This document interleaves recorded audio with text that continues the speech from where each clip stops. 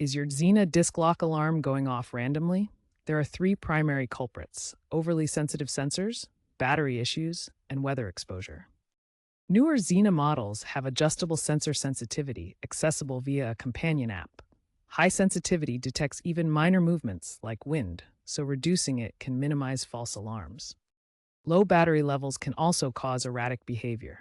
Check the battery indicator and replace the CR2032 coin cell every 6 to 12 months.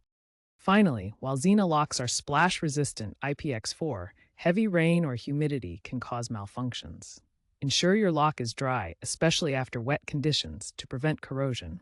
To fix false alarms, first adjust the sensor sensitivity via the XENA app if your model supports it. A Reddit user in Seattle reduced alarms by 90% after adjusting sensitivity for wind. If the app isn't an option, try resetting the lock by removing the battery for 30 seconds. Replace the battery with a fresh one to rule out power issues. For weatherproofing, consider applying electrical tape. Or use silica gel packs to absorb moisture. A bike mechanic testimonial showed that drying the lock after rain restored functionality. Remember, unauthorized modifications can void the warranty.